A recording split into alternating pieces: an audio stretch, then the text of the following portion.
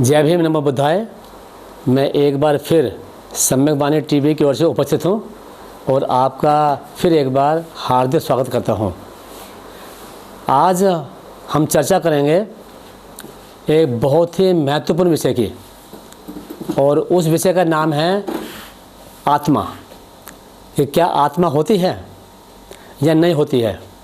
भगवान बुद्ध ने आत्मा के बारे में क्या कहा, तर्क वितर्क के आधार पर आत्मा का अस्तित्व सिद्ध होता है या नहीं होता है, और आत्मा के बारे में जो आज के साइंस है, जो विज्ञान है, वो क्या कहता है।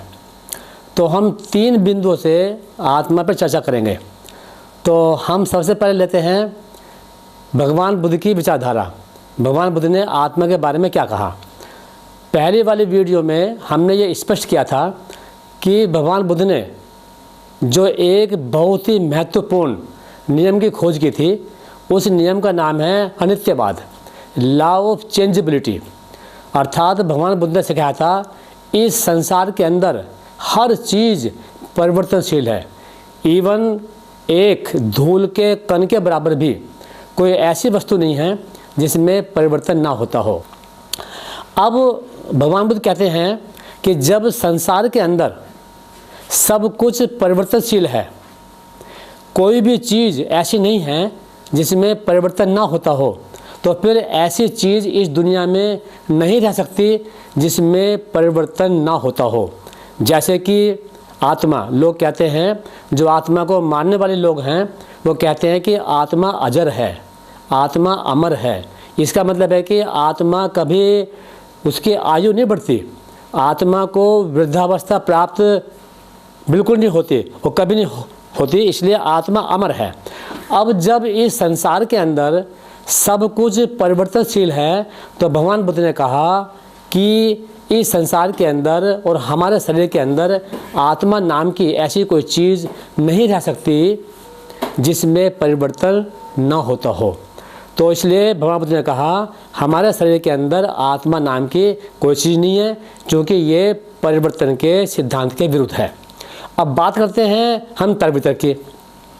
जो आत्मा को मानने वाले लोग हैं वो कहते हैं कि जब आदमी की मृत्यु होती है तो आत्मा एक शरीर से निकलकर दूसरे शरीर में जाती है। इसका मतलब ये हुआ कि अगर 100 प्राणी की मृत्यु हो तो 100 प्राणी ही पैदा होने चाहिए, लेकिन मृत्यु होती है 100 प्राणियों की और पैदा होते हैं 5000। इसका मतलब है कि फालतू आत्माएं कहाँ से आ रही हैं। इसका मतलब है मैथमेटिक्स यानी गणित के हिसाब से भी आत्मा का अस्तित्व नहीं ठहरता। इसलिए भगवान बुद्ध ने स्पष्ट रूप से कहा, चूँकि इस संसार के अंदर सब कुछ परिवर्तनशील है, ऐसी कोई भी चीज़ नहीं है जिसमें परिवर्तन ना होता हो, इसलिए हमारा शरीर क्योंकि परिवर्तनशील है और इस परिवर्तनशील शरीर के अंदर आत्मा नाम की कोई ऐसी चीज़ नहीं रह सकती जिसमें परिवर्तन ना होता हो। अब सवाल ये उठता है कि विज्ञान क्या कहता है इस बारे में। विज्ञान इस बारे में आज तक कोई भी वैज्ञानिक या कोई भी साइंटिस्ट ने ये सिद्ध नहीं किया कि व्यक्तिगत शरीर के अंदर आत्मा नाम की कोई चीज़ होती है।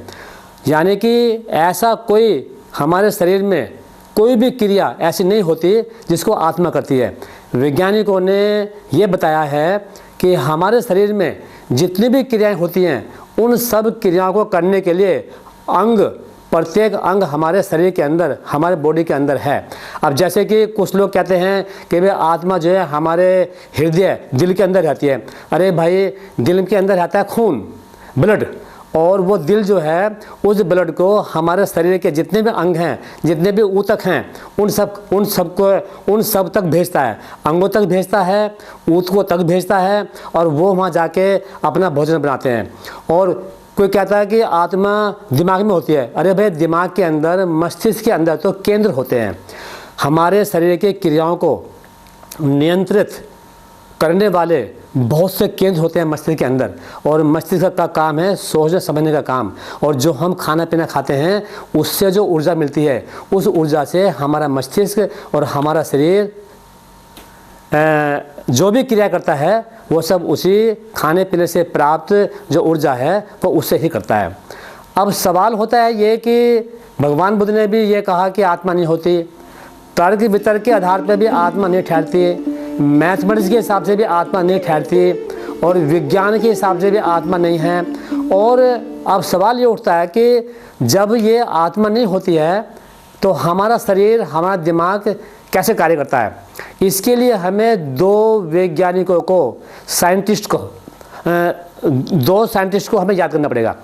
एक का नाम है परकिंजे और दूसरे का नाम है हक्सले।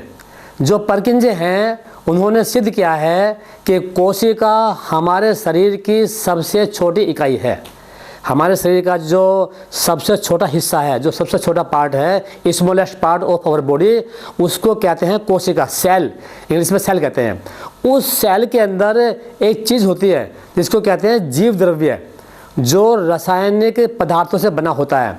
और वो जो जीव द्रव्य है उसका कार्य क्या है?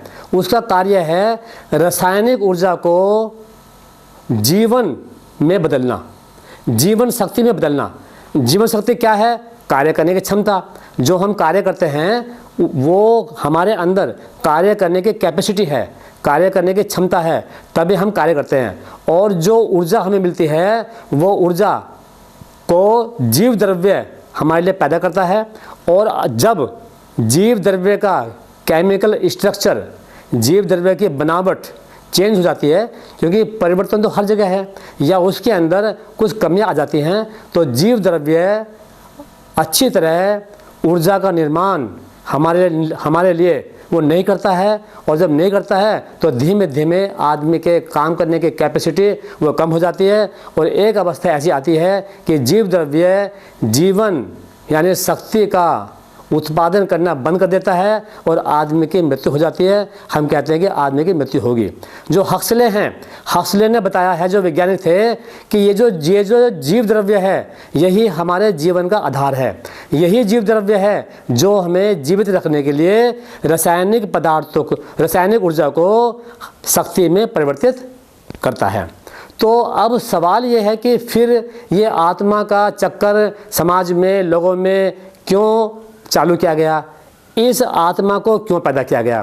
प्राचीन काल में और उससे थोड़ा सा पहले भी, और उस समय लोग दुखी होते थे, लोगों की समस्याएं होती थी, और राजा का कर्तव्य था, राजा का कर्तव्य आज भी है, कि वो अपने प्रजा के दुखों का ध्यान रखे। अगर प्रजा को कोई समस्या है तो राजा उन समस्याओं को दूर करे, ये उसका कर्तव्य है, ये उसकी ड्यूटी है। लेकिन राजा लोग और शासक लोग अपनी जिम्मेदारी से बचना चाहते थे। अपनी जिम्मेदारी से बचने के लिए उन्होंने अपने पुरोहितों से मिलकर ये आत्मा का षड्यंत्र रचा और लोगों को कहना शुरू किया, भाई तुमने जो पुराने जन्म में जो बुरे काम किए थे, उन बुरे कामों का फल है जो तुम अब दुखी हो और गरीब हो, तुम्हारे जीवन में समस्याएं हैं। और जो आत्मा है वो आत्मा तुम्हारे पुराने जन्म के कर्मों को साथ लेकर आई है, और उन्हीं कर्मों के प्रभाव से ये तुम्हें दुख मिल रहा है। और अगर तुम इस दुख को बड़ी शांति से, बड़े प्रेम से सहन करोगे, इस दुख को झेलोगे, तो परमात्मा तुम्हें अगले जन्म में सुख का जीवन देगा। तो इस तरह आदमी को बेवकूफ़ बनाने के लिए, आदमी को मूर्ख बनाने के लिए आत्मा का षड्यंत्र रचा गया। भगवान बुद्ध ने कहा है कि आत्मा नाम की कोई चीज़ इस दुनिया में नहीं है, हमारे शरीर में नहीं है और कहीं भी नहीं है। इसलिए आत्मा के चक्कर में बिल्कुल नहीं पड़ना। अगर तुम्हारे जीवन में दुख हैं, समस्याएं हैं, उनका कारण होगा, उन कारणों को ढूंढिए, उन कारणों को तलाश कीजिए, उन कारणों को दूर करिए, और दूर करने के बाद जो आपके जीवन का दुख है वो बिल्कुल समाप्त हो जाएगा और आप एक खुशहाल जीवन जिएंगे।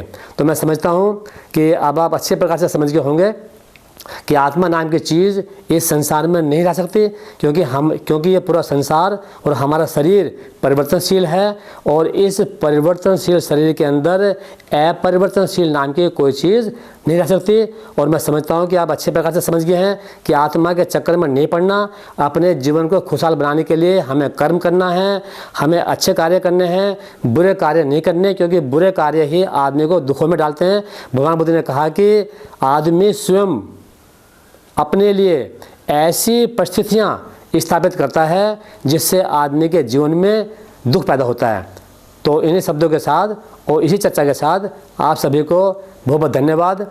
आपने मेरी चर्चा को बड़े ध्यान से सुना, आपने समय दिया, तो आपका धन्यवाद। जय भीम, नमो बुद्धाय।